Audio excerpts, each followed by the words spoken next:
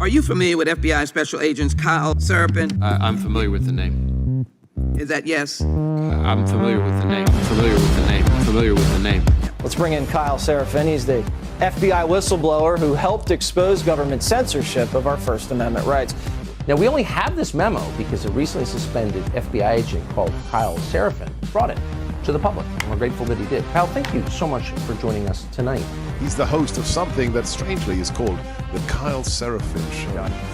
Kyle Seraphin, I can't thank you enough for speaking out. I knew you guys were out there, and I knew it was just a matter of time, but you got a lot of guts putting your face and your name to this. You're doing a service on behalf of the American people, and from the bottom of my cracked and broken heart sometimes, thank you very much. Take a look behind the curtain with a real whistleblower and American patriot. Prepare to embrace the uncomfortable truth because this program has no time for comforting lies. Here is civil liberties enthusiast, Second Amendment defender, and recovering FBI agent Kyle Seraphin.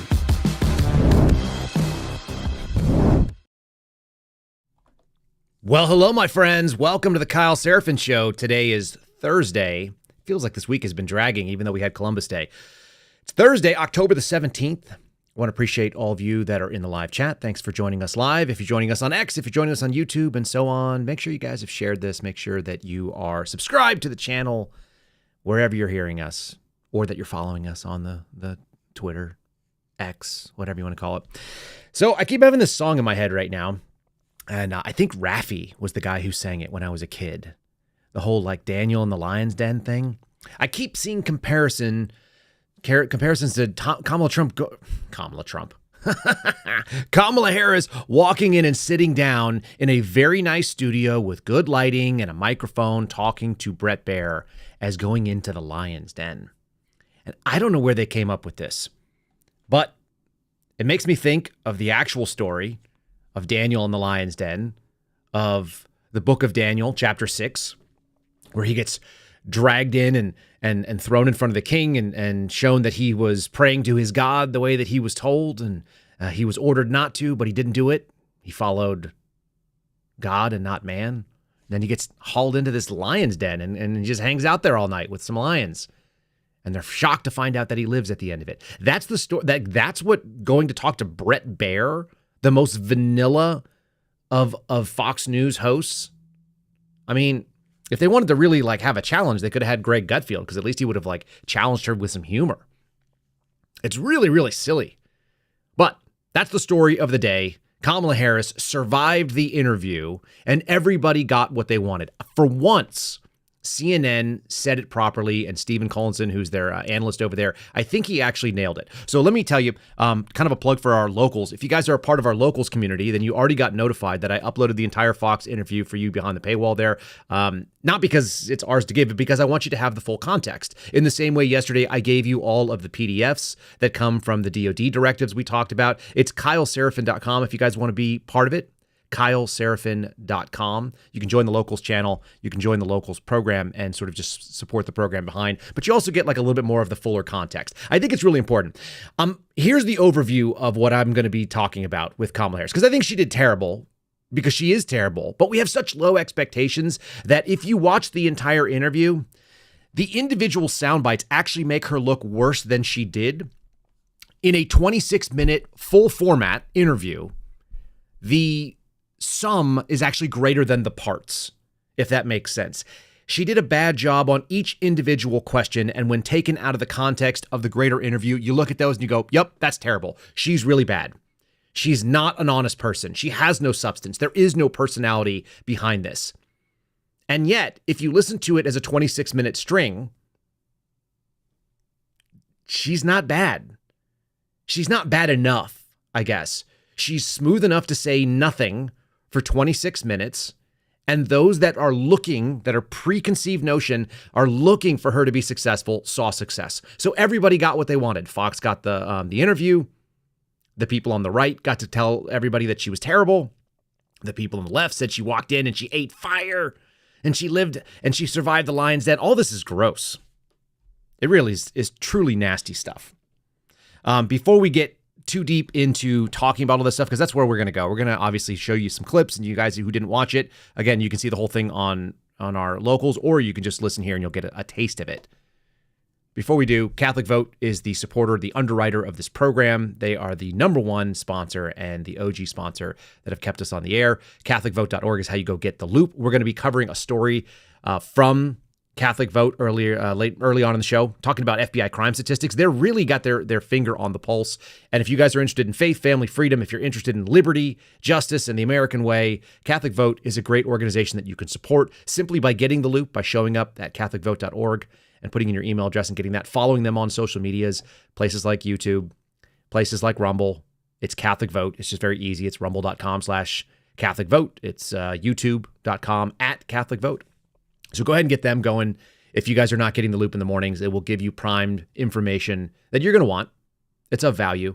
And we're going to cover one of their stories today, which it's not showing up everywhere, but it is showing up in some of the fringe stuff and people that really care. So make sure you guys are supporting a good pro-life organization. Here's something that they covered earlier on, and I find this to be very interesting. This is a story that I actually pulled from Live Action because today is particularly relevant for this woman whose name is Beverleen Williams.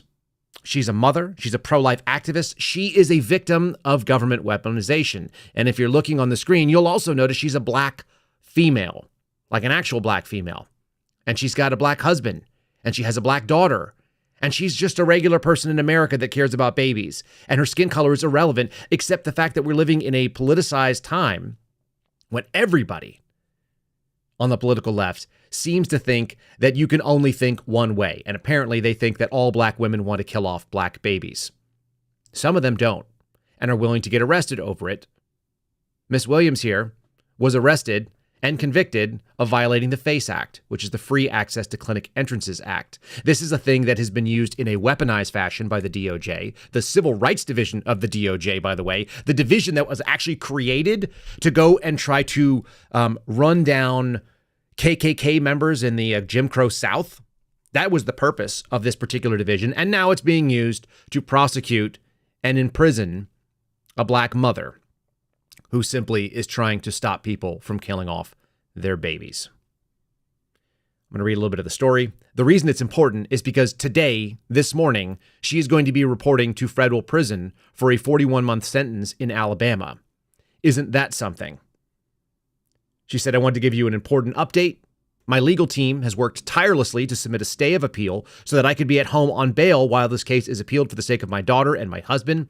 Any of you that have children know that if you're used to raising a child with two parents and suddenly you have one, that would be catastrophic in our household. It would absolutely be a devastating blow to have my wife removed from the picture for a period of time. It's horrible. She said the judge denied this. The judge who sentenced me also denied the stay of appeal, and I've now been assigned to a federal facility to report, and I must surrender tomorrow. This was as of yesterday at the federal facility in Aliceville.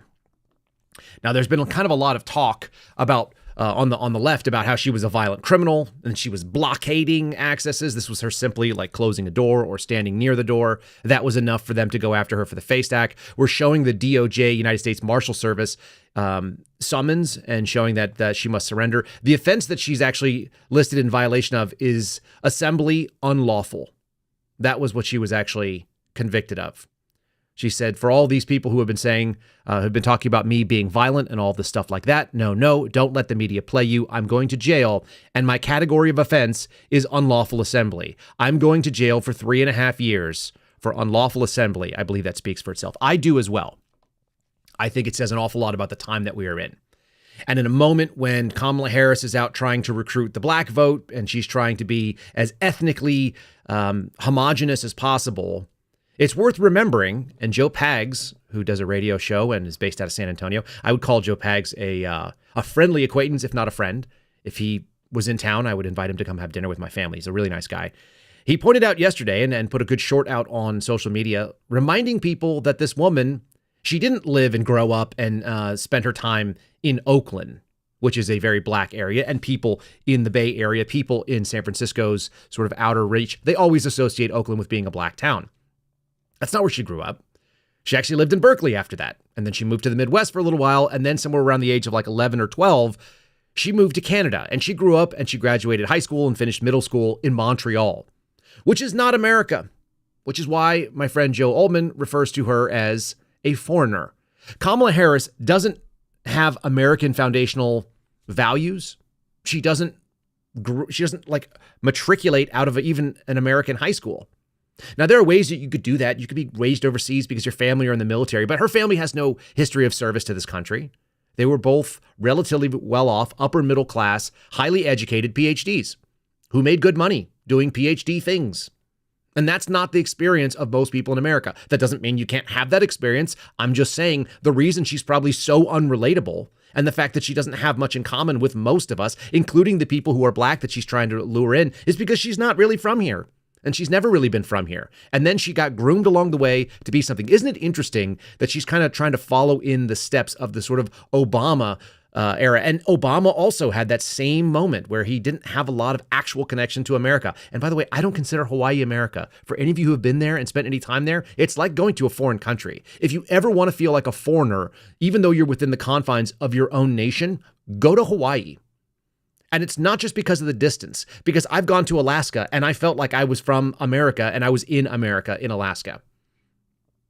I've got a brother that's lived in Hawaii since I was about 15 or 16 years old. It feels like a foreign nation, and not a great one either. It's incredibly expensive. It's full of a lot of hatred and a lot of bitterness. And that's interesting that Obama took that and brought it over to the United States. The actual United States, the continuous United States. And Kamala Harris has that same sort of thing. Raised almost like an expat. And then her only claim to fame is that she immediately went and got radicalized at Howard University, which is not a very nice place. You drive by Howard University and you're like, I don't know. It's in Washington, D.C. Washington, D.C. is not America. Not the way Kyle Seraphin defines it. If you've lived in Dallas and then you go to Washington, D.C., you will be absolutely shocked that our nation's capital doesn't feel like America, especially if you go to Washington, D.C. in the Southeast region, where I used to work on a regular basis dealing with criminals. It's very weird to see that kind of stuff. Just going to say that up front. And maybe the idea of criminals and crime can lead into this story, because we've had this discussion ever since the first debate between Trump and Harris that crime is down. Trump said it was up. David Muir fact-checked Donald Trump and said, it's actually up. Now CBS is out here playing this fun game talking about how it's up, but it's actually down, but it's actually down, but it's actually up. And they're trying to muddy the waters. CBS is really interesting. They're also talking about how we should expect a lot of time in the election result returns. I'm going to read this a little bit. Then I'm going to play you a clip from that debate. And then I'm going to show you that CBS is lying, because that's what they do. All right, on the campaign trail, former President Donald Trump has repeatedly made the claim that violent crime is skyrocketing since 2020. VP Harris has claimed that violent crime has declined to a near 50-year low. Both candidates are citing different federal statistics that measure federal crime. Trump is citing a Justice Department survey, while Harris cites the FBI crime data reported by police departments. And so they're kind of saying, well, they're both right. The problem is you can't both be right. And we know that the FBI lied about crime statistics. Not only do we know that they were fudging it because they don't actually have all the data and they're presenting it like a complete set when in fact they're missing the major cities. It's actually worse than that. The FBI went back and updated those stats, showing a major change. And there's some real questions about why that would be done. Not questions for this audience. We already know the FBI lies. That's what they do. Crime researchers tell CBS that while both of these metrics are valuable, the FBI data that Harris cites is more reliable, and she's more correct when she suggests that violent crime is at a near 50-year low. So that's the setup. Here's David Muir doing an unbiased fact check of Donald Trump, even though they didn't fact check Kamala Harris. So here you have it. Let's just take that for what it's worth, and then we'll go debunk both of them. How would you deport 11 million undocumented immigrants? I know you believe that number is much higher. Take us through this. What does this look like? Will authorities be going door to door in this country? Yeah, it is much higher because of them. They allowed criminals, many millions of criminals. They allowed terrorists. They allowed common street criminals. They allowed people to come in, drug dealers, to come into our country. And they're now in the United States and told by their countries like Venezuela, don't ever come back or we're going to kill you. Do you know that crime in Venezuela and crime in countries all over the world is way down? You know why? because they've taken their criminals off the street and they've given them to her to put into our country. And this will be one of the greatest mistakes in history for them to allow. And I think they probably did it because they think they're going to get votes, but it's not worth it because they're destroying the fabric of our country by what they've done. There's never been anything done like this at all. They've destroyed the fabric of our country. Millions of people let in, and all over the world, crime is down all over the world except here. Crime here is up and through the roof. Despite their fraudulent statements that they made, crime in this country is through the roof. And we have a new form of crime. It's called migrant crime. And it's happening at levels that nobody thought possible. President Trump, as you know, the FBI says overall violent crime is actually coming down in this country. But Vice Excuse President me, Harris, the FBI they were defrauding statements. They didn't include the worst cities. They didn't include the cities with the worst crime. It was a fraud. Just like their number of 818,000 jobs that they said they created turned out to be a fraud. President Trump, thank you. I'll let you respond, Vice President Harris. Oh, wait a minute. So Trump said it was a fraud. David Muir, who's totally an unbiased moderator, said that that crime is actually down. You should know that, sir. Here you have Catholic Vote, my friends over there, talking about revised FBI statistics show an increase in crime under the Biden-Harris administration. All you got to do is wait just a little bit of time. How soon will we be seeing the videos of Haitians eating cats, by the way, because that's the other thing they've been calling out. So here we go. Nearly 3 weeks before the presidential before the presidential election, this is just the other day, the FBI released updated crime statistics showing an increase in violent crime under the Biden-Harris administration. The news of the updated statistics broke roughly a month after the first presidential general election debate, where ABC's David Muir fact-checked Republican nominee Donald Trump when he correctly pointed out that the crime number has spiked under Joe Biden and Kamala Harris. Crime's down all over the world. You guys just heard him say that, blah, blah, blah. Muir interjected. Trump said that these numbers were fraudulent.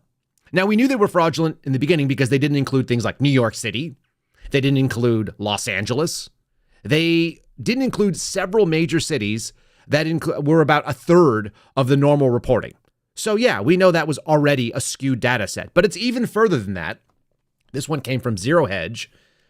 The article is entitled, Stealth Edit, the FBI quietly revised the violent crime stats higher. And this is an excellent article, by the way, and I will actually probably put a link of it over on our locals channel for you guys. It says it's no secret that the Biden-Harris administration has been lying to us, publishing positive economic data that they tout while quietly revising it months later to a lower number. That's true. We've been finding out they've also lied about crime statistics, something that author John R. Lott has been tracking and covering extensively. There's a couple of links there that you can go to if you want some receipts. In September of 2023, the FBI released the quote-unquote final crime data for 2022, showing that the nation's violent crime rate fell by 2.1%, which is, of course, what ABC was referencing. A number that has been used by Democrats to counter Donald Trump's claim that crime has been soaring.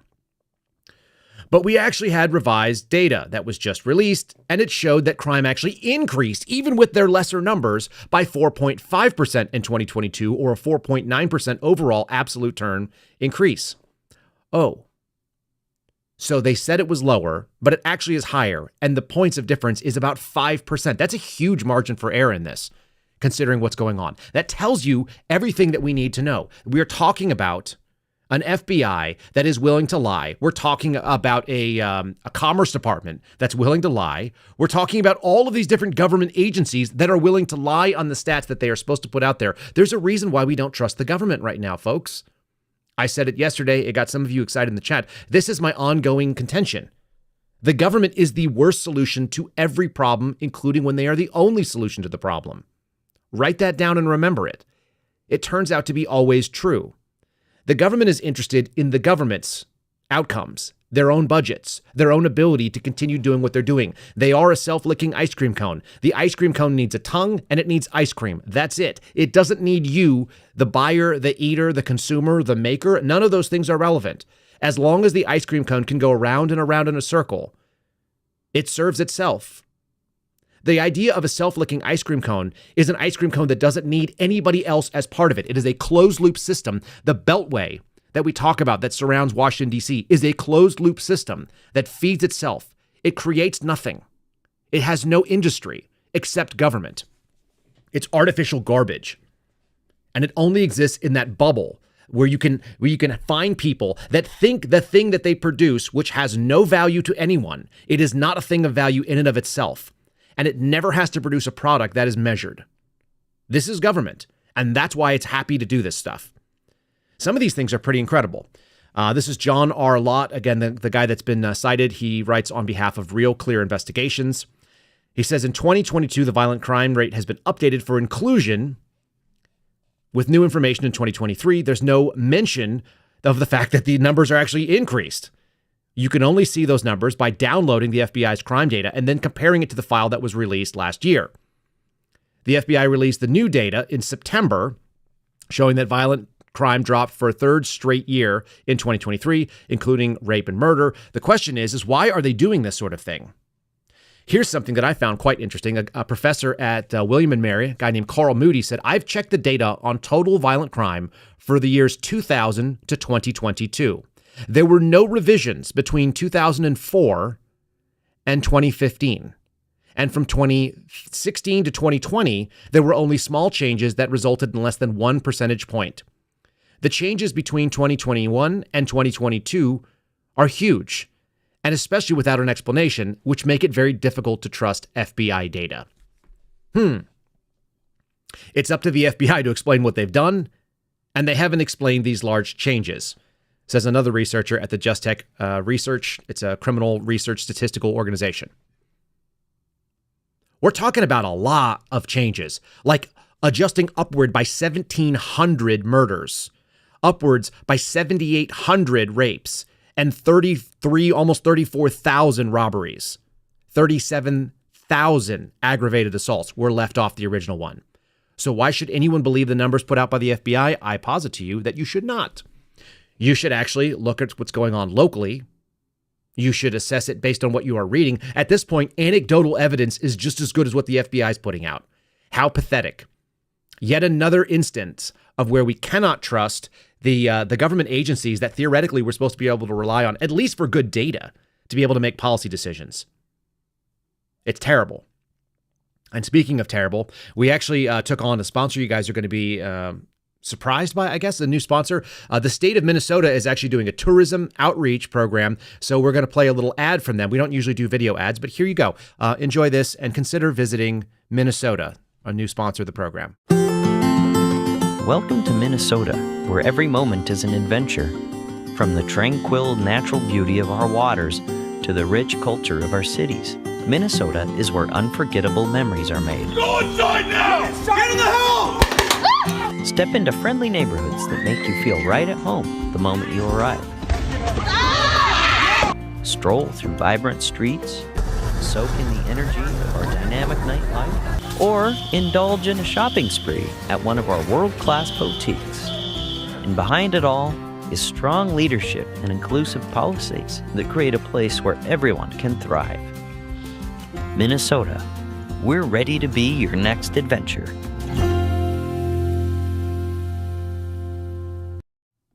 Yes, obviously, Minnesota is not one of our sponsors. They were just showing a little bit of the fun footage that has happened under Governor Tim Walz, who is a disaster.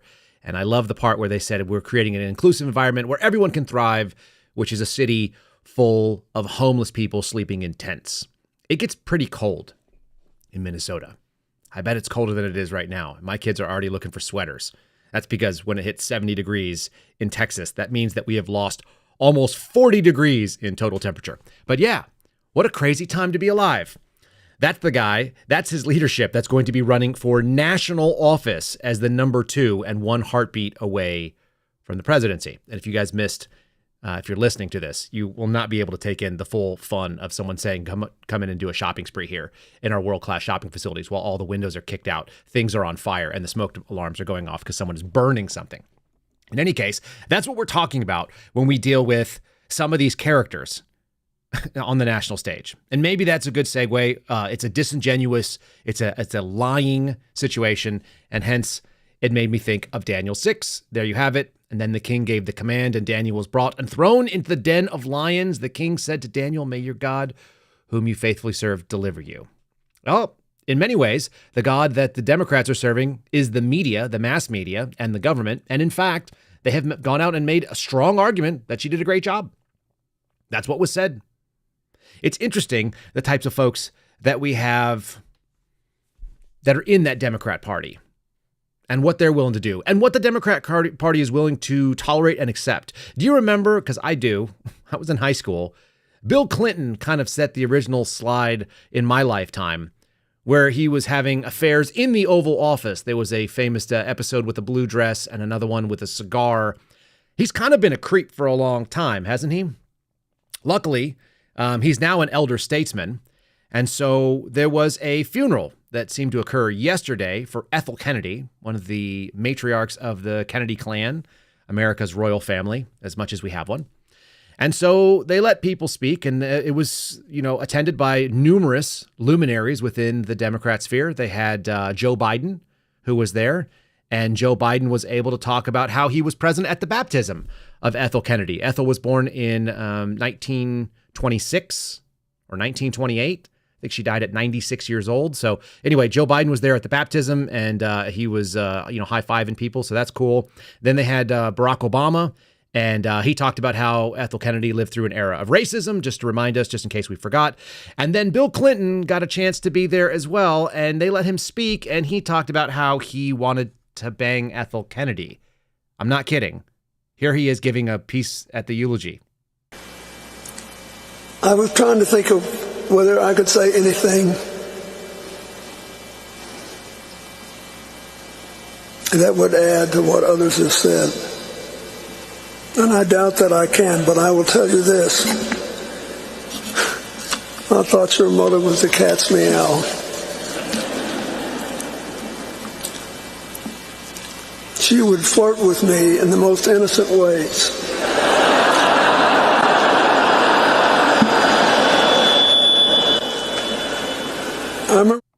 That's not an SNL skit, by the way. That's not an SNL skit at all. That's actual Bill Clinton talking about a woman who's now dead that used to flirt with him in just the nicest ways. Everything is about sex to that man, it seems like. It's pretty wild. Can you imagine someone getting up and saying that at the funeral of your mother? And the laugh, my wife and I were disagreeing about this. I think the laugh was the uncomfortable realization that he doesn't know that he's actually in that world now where he says things like that out loud. Truly bizarre. Absolutely bizarre. All right, we're going to go back into the Lion's Den here. First of all, let me show you why I keep using this. This is Brian Stelter. He's commenting on Twitter. I actually saw that Kamala Harris's HQ on Instagram said exactly what he said. I went out there and verified this for myself. But Stelter says the Harris campaign's rapid response team has posted a bunch of clips of her appearance on Instagram with the caption, "Went into the Lion's Den and ate fire emojis." And they said, wow, Kamala Harris just schooled this Fox host after he tried to whitewash Trump's extremism.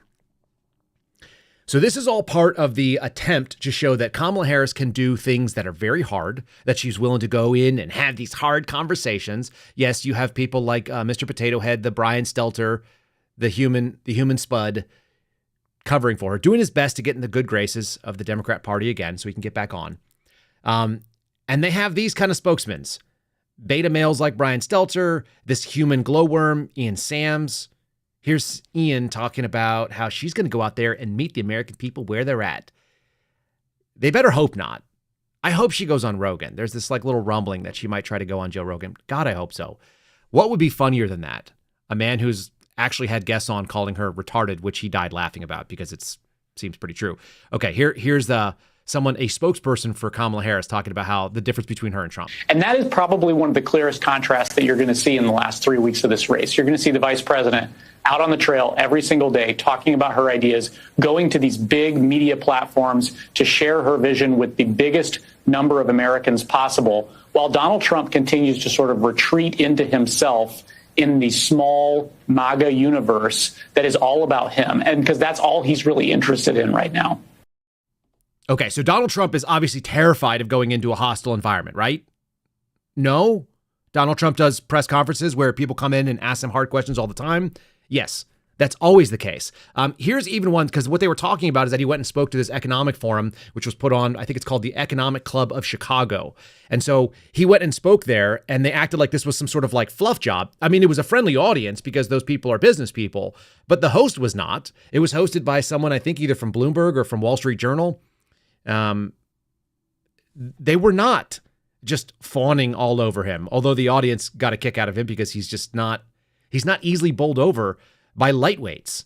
And, you know, for whatever people want to say about Bret Baier, he's gentle. He's very gentle. He's the one that was selected by Chris Wray when Chris Wray was going to do a walk and talk inside the FBI building. I mean, they just basically do propaganda pieces.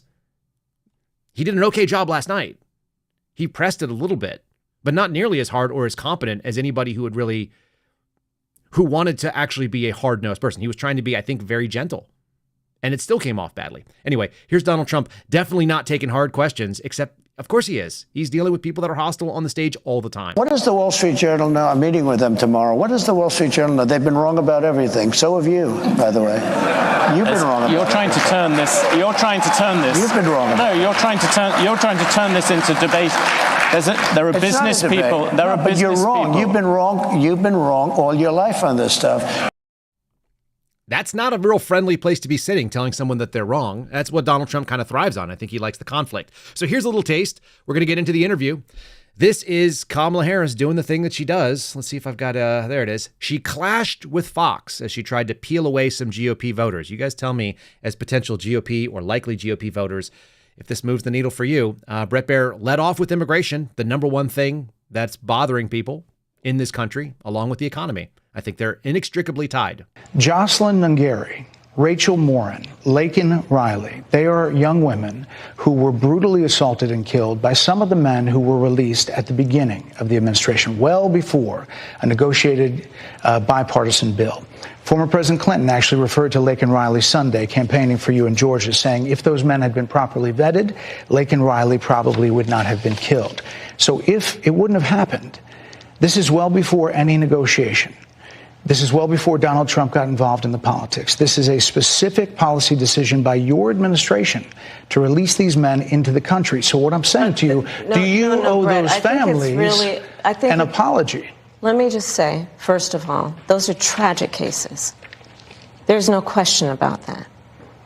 There's no question about that.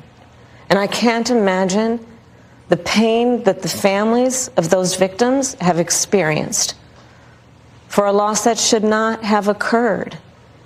So that is true. It is also true that if a border security had actually been passed 9 months ago, it would be 9 months that we would have had more border agents at the border, more support for the folks who are working around the clock trying to hold it all together. Madam Vice President. To ensure that no future harm would occur. And this election in 20 days will determine whether we have a president of the United States who actually cares more about fixing a problem, even if it is not to their political advantage in an election, because there was a solution, Brett. Madam Vice President, it was a policy decision in the early part of your administration. He goes on and he actually plays clips of one of those women's mothers talking and laying the blame directly on Kamala Harris. She looks like she gets punched in the face. And her answer is essentially, I'm so sorry for those families. But no responsibility is ever taken. And that's the thing that we continue to lack. Donald Trump's not good at this either, by the way. A sense of humility. Like, I blew it and I would do things differently. Nobody thinks that that is the strongest move, but it is a strong move to admit when you're wrong. Anybody who's ever been around really strong people know that they own mistakes, and we don't see that from either of the candidates. But Kamala Harris is especially bad at this. She's really tragic because she keeps trying, like they did a compilation of the number of times she said the name Donald Trump during this interview, and it was significant. It was the number one thing she did. Every single thing she did was try to pivot to Donald Trump, and the reason why is very clear. She is in a very unlikable position of having to try to run against her own administration as a change candidate because nobody likes the way things are going. She's the change candidate, but she's also as a de facto incumbent because she's the vice president. I'm going to read you a little bit from Stephen Collinson. This is the CNN piece. I thought it was quite fair. It said everybody got what they wanted, and I tend to agree with him for the first time in a while. She didn't get a debate with Donald Trump. There's no reason for it. She wouldn't do the debate on Fox, right? So that's not going to happen. The vice president heatedly clashed with the pro-Trump network's top anchor, Bret Baier, in an adversarial, unscripted scrum that Republicans have long accused her of avoiding. She doesn't do these. Forget accused her of. It's actually factually true that she doesn't do this kind of stuff. He exposed her policy flip-flops, and she rammed home her talking points. They both interrupted each other and squabbled. It was a contentious clash conducted in a swing state.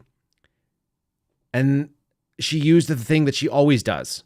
Quote, "May I please finish? You have to let me finish," she said early in the interview, a technique that she's employed against male rivals in congressional hearings and debates in the past. Let's consider Kamala Harris saying, "May I finish?" and trying to use that misogyny card like you're trying to beat down a woman.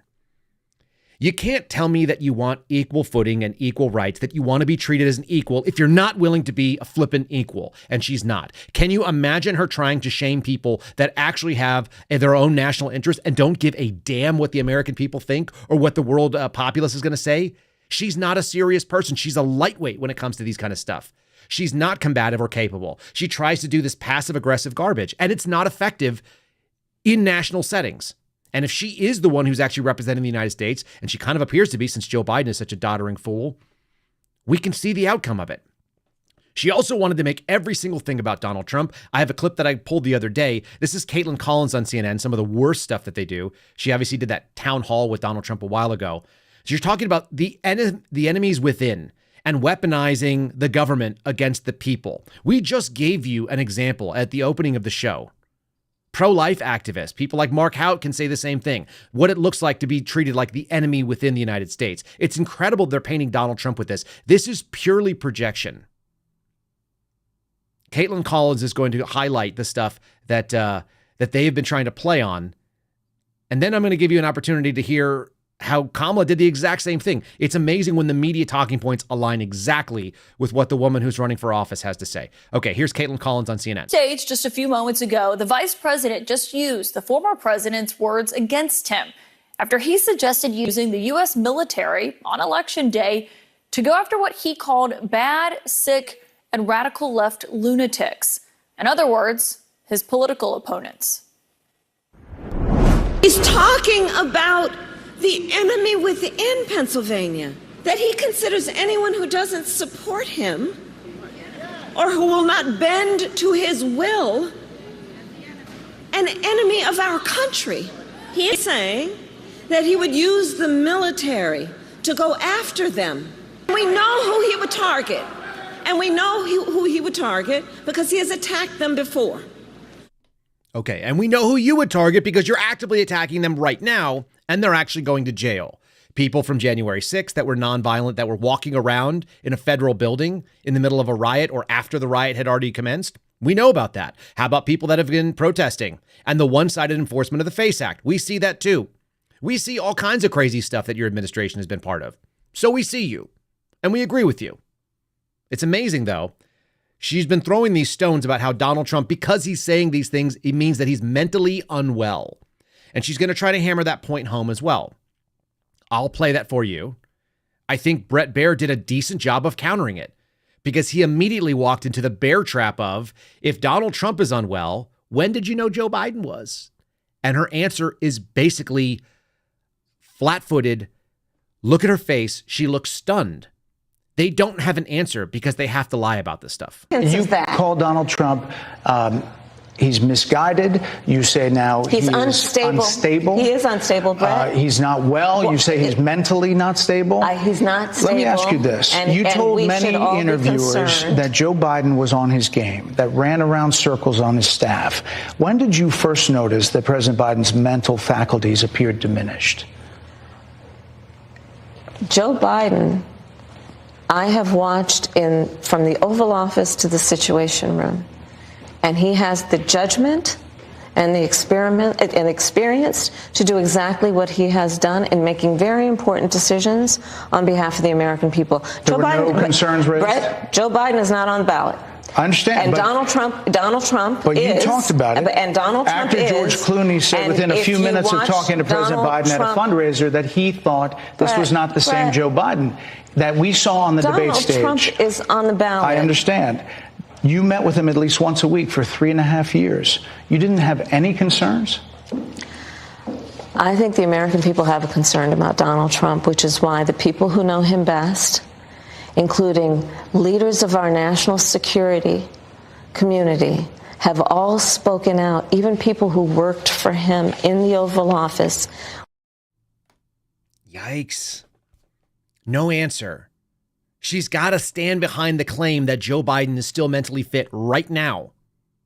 So she can't let that slide. They can't lead on. Yeah, we've been lying to you about Joe Biden's fitness for office for a long time, but we want to focus on Donald Trump instead. Why? Because she wants to use the line of attack that he's unfit when she's been serving under someone who's unfit the entire time. We saw him slipping before the election in 2020. Which, by the way, I'm going to show you some numbers just because I like numbers every once in a while. I remember how COVID always seemed like a scam to me because there was no way that they had the death numbers and no way that they had the mortality rating on the virus as early as they did. It takes us a full year, like you saw the crime stats, to get crime stats. It takes us a full year to get information on flu deaths after the end of the flu season. We don't know that until we look in arrears. And somehow we had up to the minute deaths in COVID. That to me was a red flag. It was a red flag to some of you as well.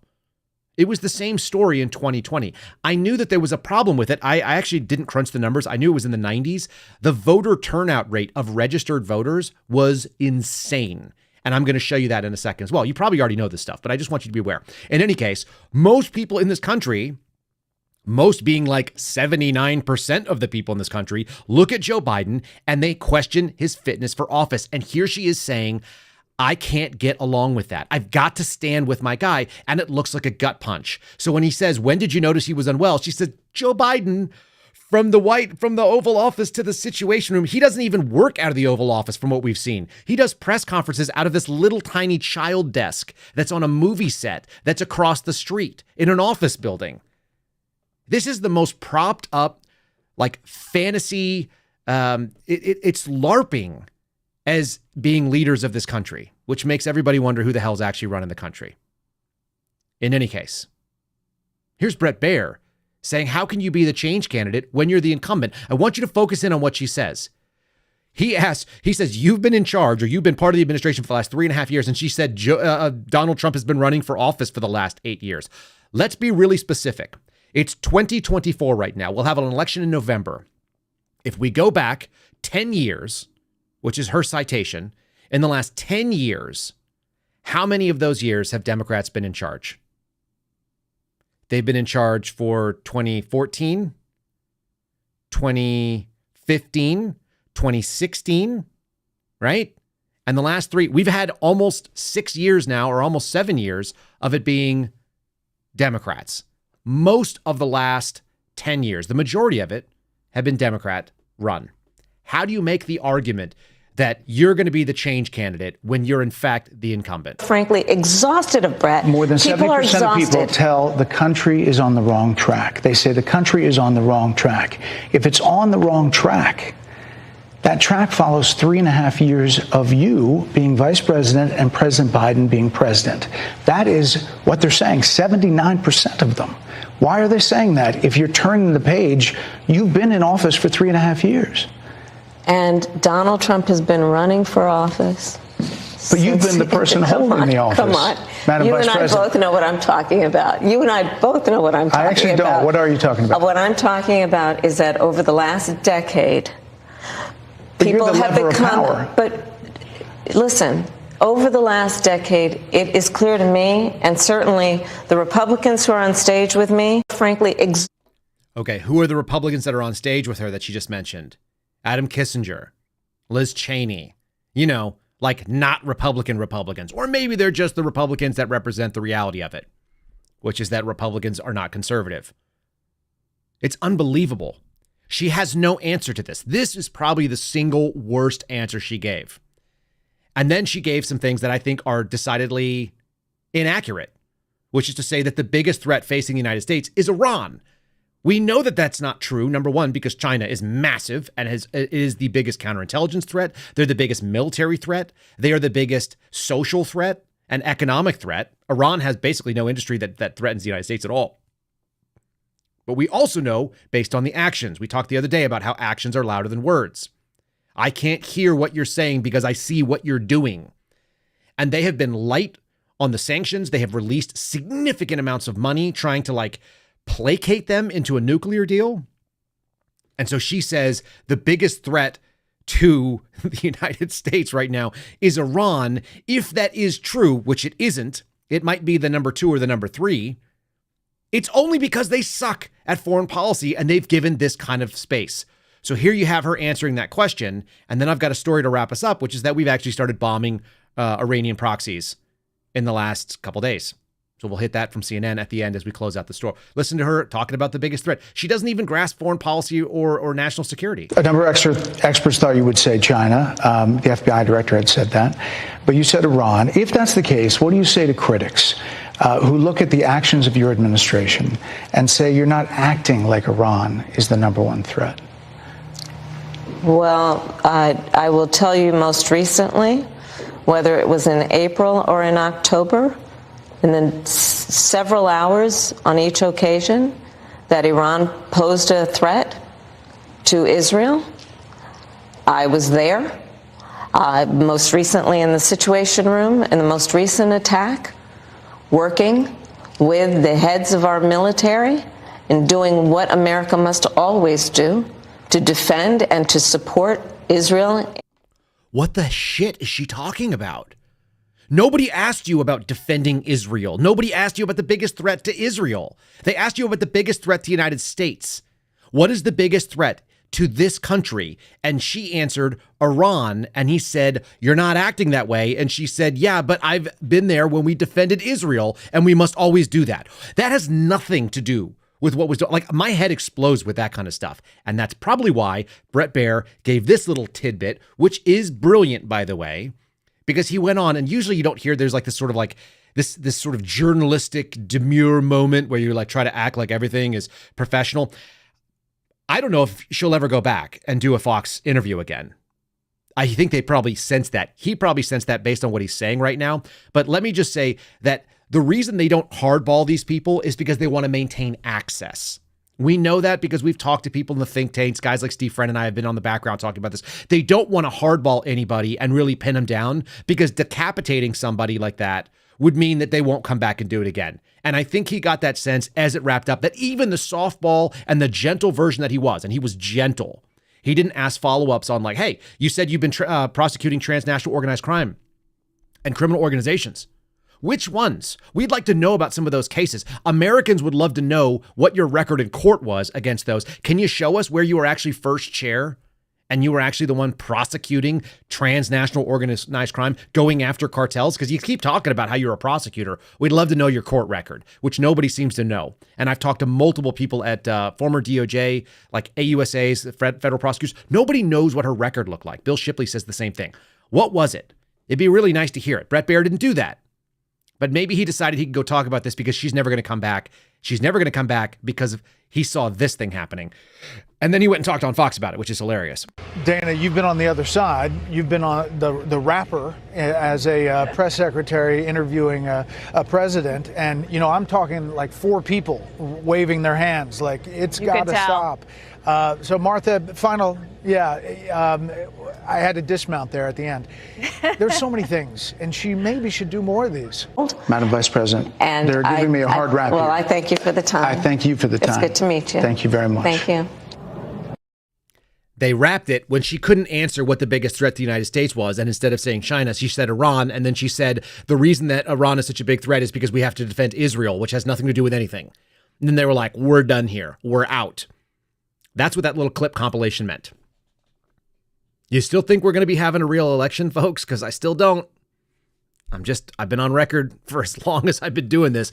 I don't see it. Here's another example. The people that are willing to cover up the FBI crime statistics, which CBS did in the earliest story that we covered today, they're also doing it on air. They're letting Americans know it's totally normal for us to not have results for a really long time so they can get the steal together.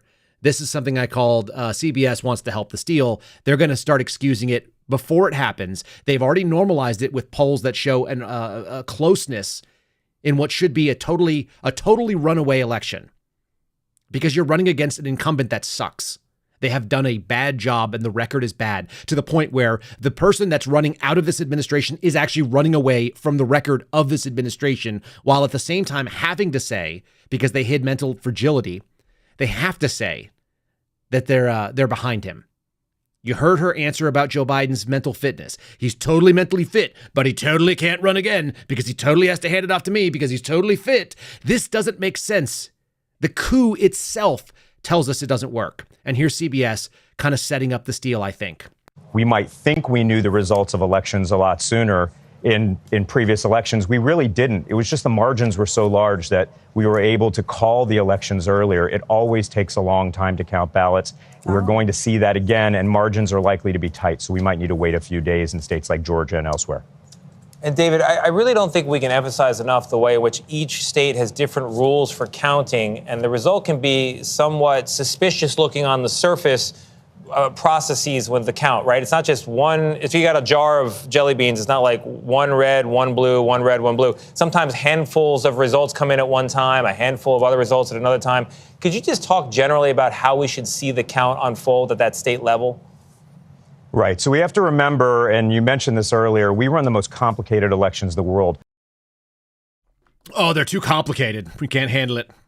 Yes, that's what's going on here. Before we go ahead and break down some of this kind of stuff, I want to say thanks to my buddies at Patriot Coolers, which I've been drinking during these video breaks. PatriotCoolers.com. The promo code is KYLE to save yourself 10%.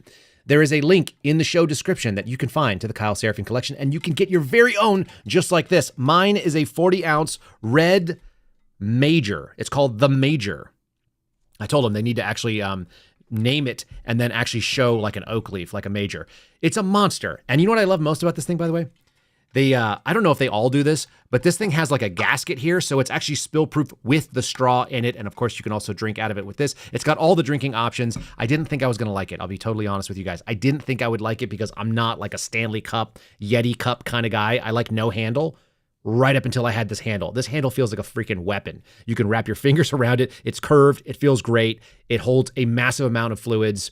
It's as big as like a Camelback, and you can roll with it. So anyway, check out PatriotCoolers.com if you want them. That's been pre-engraved with the laser etching of either our flag logo or the badge. You can get one under the Kyle Seraphin collection, I guess is what they're calling it, and use promo code KYLE at checkout if you guys are checking it out.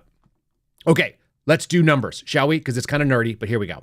This is just straight Wikipedia numbers. These are just nationally published things. I went back to 1976, so we're almost going back 50 years. Jimmy Carter's election, okay? And the thing that I was most interested in was the percent of voter turnout. You can go back to 1976. We had 54.8%. You'll notice that there was a spike. Basically, George Bush, middle of the war on terror, in 2004, for better or for worse, he got 60.1% of the turnout. That's how much came up, and he wins there. They were talking about margins used to be too tight for people to be able to handle. Then you got Barack Obama, which was a high point in all of recent American history in the last like 75 years, with 61.6% voter turnout. People turned out and voted for Barack Obama against John McCain, who was awful. Like, John McCain is a terrible candidate, always was.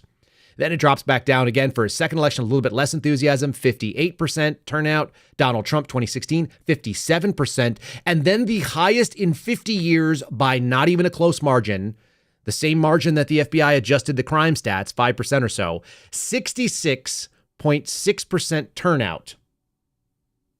Yeah, I'm not seeing that number here. 66.6% turnout for Joe Biden in 2020 after a pandemic, the single biggest turnout in 50 years.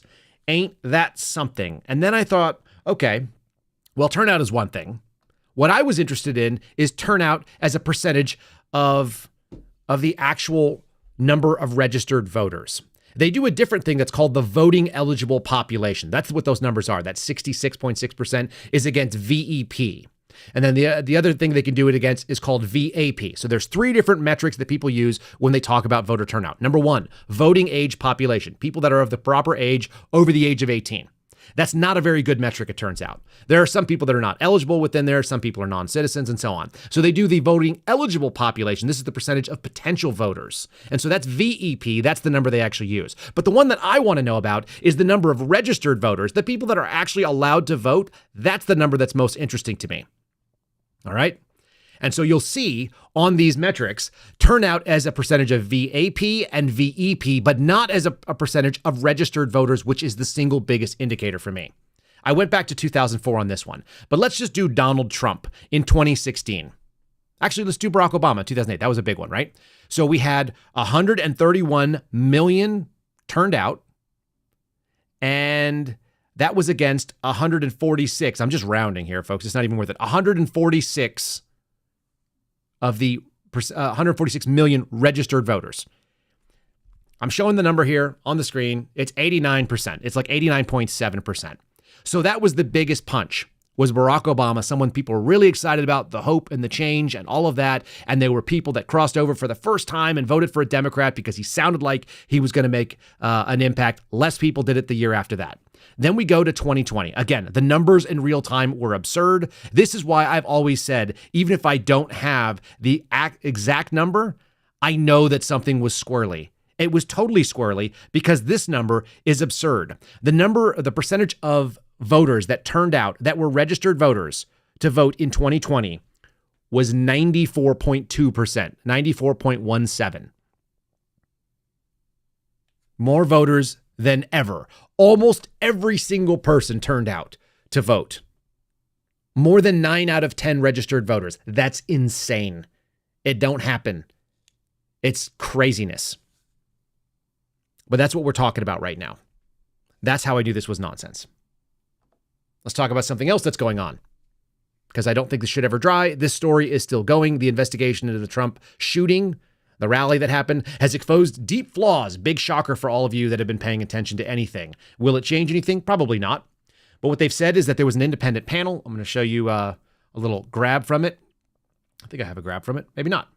No, I didn't grab a little quote. So let me read the quote. There were about 6 findings that were made showing that there was a big problem. 6 failures identified related to the July 13th attack. That was in Butler, PA. The absence of personnel to secure the so-called AGR building. That was number 1. So they didn't have people securing the roof.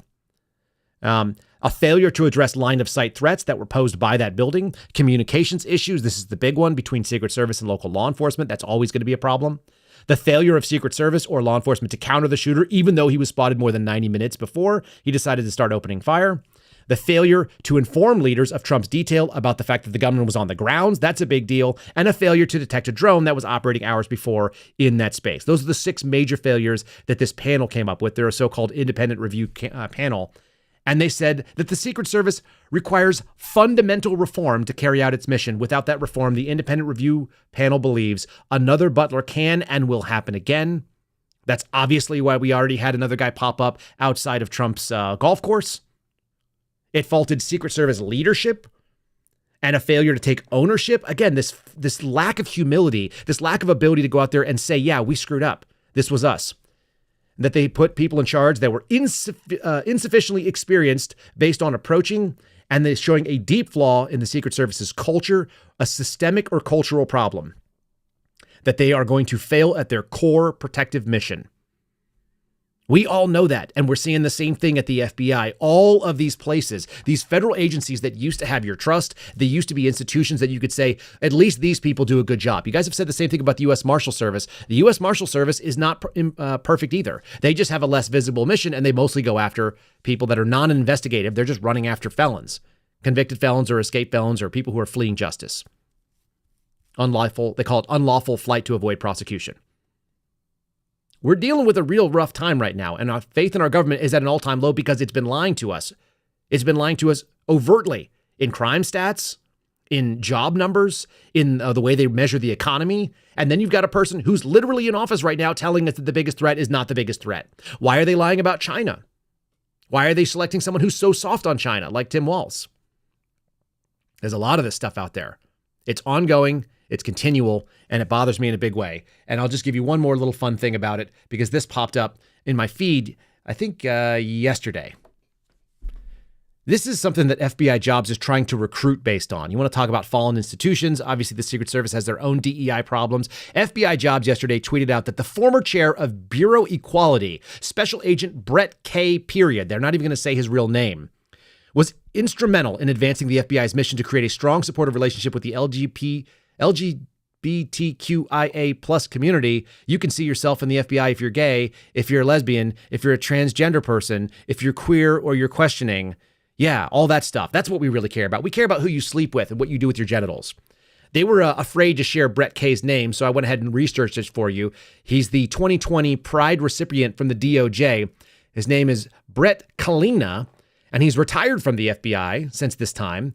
He's a former FBI agent, a former FBI supervisor, and now he's an executive officer at the San Diego Citizens Law Enforcement Review Board. Sounds wonderful. Just what we need. A gay retired FBI agent in San Diego telling people he doesn't even work law enforcement in the same way. Why would you need them as part of the Citizens Review panel? In any case, there's a picture of the guy that the DOJ has decided to cheer and be proud of and have pride in, but not name explicitly. And why do they not name him? Because they do stuff like this. This is another project that came out of Bureau Equality that I exposed in 2022. Just a thing that I'm letting you guys know. It's out there. Sometimes I forget how much stuff we've shown you over the last 2 years. But this is an exclusive coming from Daily Caller. FBI LGBT guidance was quietly scrubbed after the employee backlash after I shared that information. And there you see them. If you want to go the extra mile, contact your diversity and inclusion coordinator or Bureau Equality for more information. It is a Hatch Act violation. It is an evil, partisan, nonsensical organization that's not even supported by regular, reasonable people who are gay inside the FBI, because people who are gay in the FBI have told me that it's an embarrassment. They send out emails asking if you want to buy an FBI Pride shirt. For those of you that say, yes, I'm an informant for the FBI and I inform that they're gay all the time. So do I. So do we. It's funny. It's only funny because it's true. It's truly sad. And by the way, if you guys want to go find that article, December 2022 in the Daily Caller, you could look at FBI LGBT, or you can search my name and Bureau Equality, and you'll find it there, or my name and Daily Caller. If you guys want to go read the original article, maybe I'll post that up later. Just another thing. Let's finish with this. The biggest threat is Iran. Why is she saying that? Maybe because the United States has started launching B-2 bomber strikes on the Houthis in Yemen, because they've allowed the festering sores within the Middle East to continue to metastasize or to rot to the point where we are now having to send U.S. bombing missions again. Yes, we've been dealing with Yemen for quite a while, but we've also emboldened Iran. Go figure, when you give them pallets full of cash and release billions and billions of dollars that were otherwise being held back from them in the international community, when you unfreeze their assets, it turns out they can turn around and use it to build up more terrorist capabilities in all of their different proxy states. So whether it be Hezbollah or what's going on in Yemen, those things actually do have a real problem, and they do present a problem for U.S. troops. I don't think our B-2 bombers are likely to be in danger, but the fact is that our Navy has to conflict with them and has to do it in a way when they're not properly funded, and they're busy trying to figure out whether they can do drag shows and all this other crap. I'm a little bit heated up about this stuff. It kind of drives me nuts. That's how it works. That's where we're at for the day. We did kind of give a fake little Minnesota promo. Here's a real one. Company out of Minnesota who's not probably real fans of Tim Waltz. This is MyPillow. You guys can go to mypillow.com/Kyle. The promo code KYLE at checkout will save you a significant amount of money depending on what you're interested in. The one thing I'm seeing right now is they're doing a closeout on the slippers and sandals with them as low as $9.50. So if you guys want to use our promo code over at the MyPillow website and support Mike Lindell and what they're all about, check it out.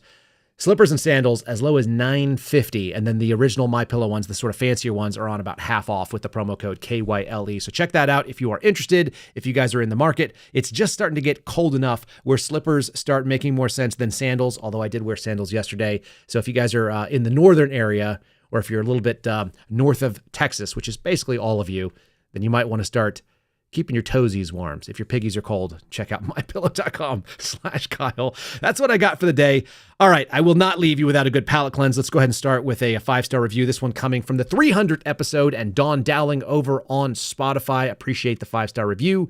It says, happy 300th episode, TKSS. We've now cleared 400. It says, your show has become part of my daily listening while I'm at work. I'm a FedEx courier for 40 plus years now. I realize I missed some of the visuals here, but a great show. We appreciate you guys saying that.